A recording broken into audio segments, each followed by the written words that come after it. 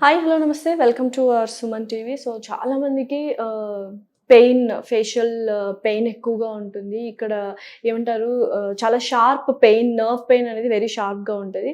So, దీనికి treatment ఏంటి? ఎటువంటి సింప్టమ్స్ ఉన్నాయి? అసలు ఎందుకొస్తది? అసలు దీన్ని ఏమంటారు? ఇటువంటి వివరాలన్నీ తెలుసుకోవడానికి ప్రస్తుతం మనతో పాటు ఉన్నారు doctor Ramakrishna Chowdary garu, HOD of neuro surgery, నైరెట్ hospitals. Hello doctor garu. Hi. So, చాలా మందికి ఫేస్‌లో చాలా షార్ప్ పెయిన్ వస్తూ ఉంటది. అండ్ చాలా డిప్రెస్డ్‌కి లోనైపోతూ ఉంటారు. సో, చాలా మందికి ఈ కంప్లెయింట్ అనేది తరచుగా మీ దగ్గరకు వస్తూ ఉంటది. అసలు ఏంటి ఈ పెయిన్ ఎందుకొస్తుంది? కాజెస్ ఏంటి? అసలు ఏమని పిలుస్తారు ఈ pain? Not every pain on face is రకరకాలుగా ఉంటాయి కారణాలు పెయిన్కి. But most common it shock లా కరెక్ట్ ఎగ్జాక్ట్గా for a moment 30 seconds to 1 minute వస్తుంది, మళ్ళీ ఆగిపోతుంది అన్నప్పుడు it usually fits in something called trigeminal neuralgia. Trigeminal neuralgia. Okay. So trigeminal nerve అనేది ఇట్ క్యారీస్ అ సెన్సేషన్, అంటే ఇక్కడ నుంచి స్పర్శను తీసుకెళ్లి బ్రెయిన్ సప్లై చేస్తుంది. సో వీళ్ళల్లో ఈ పెయిన్ ఎట్లా ఉంటుందంటే ఇట్ కమ్స్ షాక్ లాగా, exact severe pain, lancinating pain, shock like pain అంటారు. ఈ స్టేజ్ 30 seconds to 1 minute, మళ్ళీ తగ్గిపోతుంది. Again triggers again after few hours or few minutes. Okay. So ఎంత సివియర్గా ఉంటుందంటే పేషెంట్స్ ఓ పీరియడ్ ఆఫ్ టైం వాళ్ళు తినడానికి అవ్వదు, మాట్లాడడానికి అవ్వదు. సో సూసైడ్ టెండెన్సీ చాలా ఎక్కువ ఉంటాయి ఈ పెయిన్లో. కారణాలు what are the main reasons? అంటే ఇది డిపెండింగ్ అపాన్ ది నర్వ్ అనేది, ఫిఫ్త్ నర్వ్ అదే ట్రైజెమినల్ నర్వ్ అనేది మూడు బ్రాంచెస్ ఉంటాయి. So V1, V2, V3. కొంతమంది పెయిన్ ఇక్కడ ఉంటుంది, కొంతమంది ఇక్కడ ఉంటుంది, కొంతమంది మూడు కలిపి ఉంటాయి అన్నమాట. So distribution of the nerve, ఎక్కడ ఏ నర్వ్ ఇన్వాల్వ్ అయింది, ఏ నర్వ్ పార్ట్ ఇన్వాల్వ్ అయింది, దాన్ని బట్టి పెయిన్ వస్తూ ఉంటుంది. సో ఈ సిమ్టమ్ అనేది దిస్ డిసీజ్ ట్రైజెమినల్ న్యూరాలజీ అనేది యూజువలీ ఫీమేల్స్ ఎక్కువ ఉంటుంది. అండ్ కొంచెం ఏజ్ గ్రూప్ అరౌండ్ 40-50 తర్వాత స్టార్ట్ అవుతుంది. But it can also affect the younger generation, but most commonly of 50 years, 40 తర్వాత. కారణాలు వచ్చేపాటికి దీన్ని తెలియాలంటే లోపల బ్రెయిన్ స్టెమ్, చిన్న మెదడు ఏముంది కదా, అక్కడికి నర్వ్స్ అన్ని రిలే అవుతాయి. అంటే it goes and drains into the brain stem. So ఆ బ్రెయిన్ స్టెమ్ దగ్గర నుంచి ఎక్కడ నర్వ్ బయటకు వస్తుందో దాని పక్కన బ్లడ్ వెల్స్ ఉంటాయి, normal blood vessels supplies the brain stem. So ఈ బ్లడ్ వెల్స్ ఎప్పుడు టచ్ అయినప్పుడు, ఇది నాట్ అబ్నార్మల్ వెల్స్ కాదు, వెరీ మచ్ నార్మల్ వెల్స్. ఈ బ్లడ్ వెల్స్ ఎప్పుడు నర్వ్ టచ్ అయినప్పుడు కొద్దిగా ఎలక్ట్రిక్ పొటెన్షియల్ జనరేట్ అవుతుంది. And that appears as a severe pain లాగా వస్తుంది. మళ్ళీ ఓపెన్ అయినప్పుడు మళ్ళీ ఫ్రీ అయిపోతుంది. సో ప్రతి ఒక్కరికి ఇలానే ఉంటుంది అంటే కాదు. ఈ ట్రైజెమినల్ న్యూరాలజియాకి చాలా కారణాలు ఉన్నాయి. This one of the most common cause blood vessels తగులుతాం. They something called as multiple sclerosis అని ఉంటారు. సో దాంట్లో నర్వ్ పెయిన్ లేయర్స్ ఏ ఉంటాయో అవి పీరియడ్ ఆఫ్ టైం పలచబడిపోతూ ఉంటాయి. సో వాళ్ళకి ట్రీట్మెంట్ వేరేగా ఉంటుంది. బట్ ఇలా బ్లడ్ వెల్స్ టచ్ అయ్యి ఇలా సివియర్ పెయిన్ వస్తున్నప్పుడు ట్రీట్మెంట్ వేరేగా ఉంటుంది. అంటే ఇప్పుడు ప్రివెన్షన్ ఏమైనా ఉందా ఇది రాకుండా ఉండడానికి? ముందు జాగ్రత్త చర్యలు ఏమైనా so there is nothing prevention ఏం లేదండి, బికాస్ ఈ వెజల్స్ అనేది నర్వ్స్ అనేది very much normal part of the body ఇవి.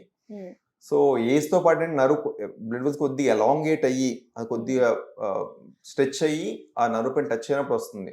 So nothing can be done to prevent. Life style గాని ఇలా అసలు nothing anything, just a fate అంతా.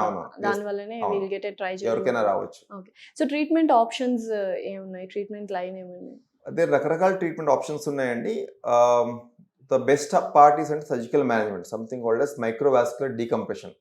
అంటే చిన్న ఒక కాయిన్ షేప్డ్ బర్హోల్, అంటే హోల్ చేసే స్కల్లో చెవి వెనక నుంచి వెళ్ళి లోపలికి వెళ్ళి ఆ వెజిల్లో మళ్ళీ నర్వ్ టచ్ అవుతుందో సపరేట్ చేసుకుని దాని మధ్య గ్రాఫ్ పెడతాం. So this gives such a good relief. అంటే పేషెంట్స్ సర్జరీ తర్వాత అంటే ఎన్నో ఏళ్ళ నుంచి నిద్రపోయి ఉంటారు వాళ్ళు, అంత సివియర్ పెయిన్ తో. సో ఎన్ని ఇయర్స్ క్యారీ ఓవర్ చేస్తుంటారు పెయిన్? బికాస్ చేయలేరు. ఇంకా కొంతమందికి ఇన్ఫర్మేషన్ ఉండదు, తెలియదు ఏం చేయాలనేది. కొంతమందికి అనిపిస్తుంది తింటున్నట్టు పెయిన్ వస్తుంది, సో వాళ్ళకి అనిపిస్తుంది పళ్ళలో ప్రాబ్లం, పళ్ళు బిగించుకుంటారు, అక్కడే నర్వ్స్ ఇంజెక్షన్ చేయించుకుంటారు, ఇవన్నీ ఉంటాయి. సో ఈ సర్జరీ చేసినాక they will have so much 24 hours continuous పడుకుంటారు, అసలు ఎవరు కూడా లేవరు, అంత రిలీఫ్ ఉంటుంది. So apart from surgical management something called radio frequency ablation. అదే ఇక్కడ నుంచి మినిమల్ ఇన్వేజివ్ గా నీడిల్తో లోపలికి నర్వ్ దగ్గరికి వెళ్ళి దాన్ని అబ్లేట్ చేస్తాం. Apart from that of light radiation కూడా ఇస్తున్నాం. But of all the things surgery is the better option. ఎందుకంటే అట్లీస్ట్ మేము చేసిన కూడా ఆల్మోస్ట్ 250-300 కేసెస్ చేసాం లాస్ట్ 10 years లో. Hardly most of them had relief of symptoms 98 to 99%. ఎవరికి రికరెన్స్ ఫాలోఅప్ లో ఉన్నారు అందరూ, ఎవరికి రికరెన్స్ కానీ ఏమీ లేదు. Okay. So extremely good results. So contraindications ఎవరికైనా ఉన్నాయా, like we should not surgery surgery అంటే వేరే ప్రాబ్లమ్స్, హార్ట్ ప్రాబ్లమ్స్ ఉన్నాయి, ఆర్ వేరే మేజర్ ఇష్యూస్ ఉన్నాయి, కోమార్బిడిటీస్ ఉన్నాయి, సర్జరీ చేస్తే అనస్థీషియా ప్రాబ్లం రావచ్చు వాళ్ళకి అన్నప్పుడు it's better to avoid surgery. So వాళ్ళలో రేడియోథెరపీ ఇవ్వచ్చు, radio frequency how ablation effective this radiotherapy? This also good, probably 60 to 70%. But అయ్యేంటి రేడియేషన్ ఇవ్వగానే ఇంప్రూవ్ అవుతుంది కానీ ప్రాబ్లీ 3 to 4 years పడుతుంది రేడియేషన్ ఎఫెక్ట్ తీసుకుంటానికి. అదైనా కూడా chance of improving is less than 50 to 60%. Okay. So recurrence అయితే ఉండదు, like once we get surgery surgery. Best option, recurrence ఉండదు. సో న్యూయర్ టెక్నిక్స్ మన ఎరేట్ హాస్పిటల్లో ఏమేమి ఉన్నాయి? Not only regarding trigeminal, everything. So చెప్పగానే లైక్ న్యూరో సర్జరీ అనగానే మీరు చెప్పినట్టుగానే ప్రాబ్లమ్స్, కాంప్లికేషన్స్, రిస్క్ చాలా ఎక్కువ ఉంటాయి. So to prevent this complication, first thing is surgical skills should be good one. మన ఎంత మన టెక్నాలజీ ఉన్నా కానీ skills operating we don't do a good job, complications tend to happen. Okay. But skills తో పాటు if you have a technology, like for example మన దాంట్లో microscope ఉంది, which is one of the best high-end microscopes in the existing world అన్నమాట. Okay. So apart from that ఆ microscope తో చూసినప్పుడు మనకి 20-25 times మ్యాగ్నిఫికేషన్ వస్తుంది. Okay. అంటే you can exactly know where the nerve is going, separate చేసుకుని nerves, normal nerves preserve చేసుకుని pathological part, ట్యూమర్నో లేకపోతే వేరే ప్రాబ్లమ్ దాన్ని తీసేయచ్చు. Apart from that something called navigation system. Navigation system is like GPS. మనం ఎట్లా జీపీఎస్ పెట్టుకుని మ్యాప్స్ పెట్టుకుని డెస్టినేషన్కి వెళ్తాము, అలాగే నావిగేషన్ సిస్టమ్తో మనం ఆపరేట్ చేసేటప్పుడు ఎక్కడ చేస్తున్నాము, ఎలా చేస్తున్నాము, ఎక్కడ వెళ్తున్నాము అని తెలుసుకోవడానికి టోటలీ గైడ్స్ అస్, ఇంటరాక్ట్ చేస్తూ ఉంటుంది అది. అపార్ట్ ఫ్రమ్ దట్, సో దీనివల్ల ఏంటంటే వీ టెన్ టు ఎగ్జాక్ట్లీ అదే పొజిషన్కి వెళ్ళి పెథాలజీ తీసేసి without disturbing the surrounding normal structures. Okay. Apart from this, we have the intraoperative neuromonitoring. Neuromonitoring and operate చేసేటప్పుడు, ఫర్ ఎగ్జాంపుల్ స్పైనల్ కార్డ్లోనో ఆర్ బ్రెయిన్స్లో operate చేసేటప్పుడు ఆ ట్యూమర్ తీసేటప్పుడు పక్కన అలా డ్యామేజ్ అవుతుందా అనేది మనకి రికార్డింగ్ అవుతూ ఉంటుంది. సో ఒకసారి గ్రాఫ్స్ పై కిందకి అవుతుంటే కనుక will stop it. So time ఇచ్చి చూసుకుని మళ్ళీ నార్మల్ అయినాక మళ్ళీ will start the procedure. So apart from that we have something called ఓఆమ్.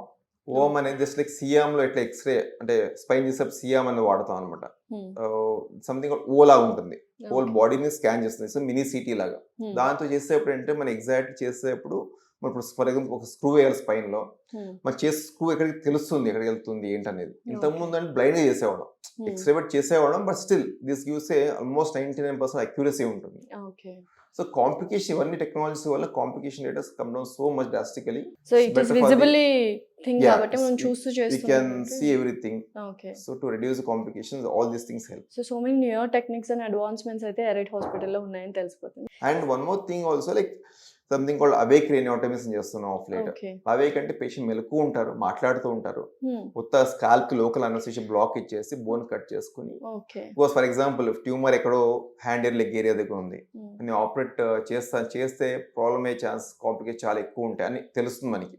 So in that scenario we try to operate keeping the patient awake. So చేస్తున్నప్పుడు ఆమె అడుగుతూ ఉండండి, చేతికి కదిలించమ్మా, లేదా మాట్లాడమ్మా, మీకు మాట్లాడుతూ ఉండండి. సో పేషెంట్స్ ఎలా హ్యాండిల్ చేస్తారండి ఇలా అవేకన్ గా ఉంటే? But we give a pain block ఇస్తాం, స్కాల్ప్ స్కిన్ బ్లాక్ ఇస్తాం. లోపల brain is not pain sensitive, they will be aware of it, no brain surgery is going on. But patients కి brain is not sensitive to pain. మనం pain cut చేస్తే ఏం చేస్తే తెలియదు దానికి. So it's only the bone, skin and layer కి pain ఉంటుంది. So that way awake లో మనకి we try to ten to prevent the complications by asking, keeping the patient awake. వాళ్ళు మనం మాట్లాడుతూ ఇంటరాక్ట్ చేస్తూ ఉంటాం, so that reduce the complications. Okay. So many newer techniques ఉన్నాయి. థ్యాంక్ యూ సో మచ్ అండి. So చూసారు కదండి, చాలా newer techniques and advanced treatments and skilled and professional doctors ఉన్నారు ఎరైట్ హాస్పిటల్లో. ఎటువంటి సమస్యలతో ఉన్న ఆల్ స్పెషాలిటీస్ ఉన్నాయి. So do visit Arete hospital. Thank you so much.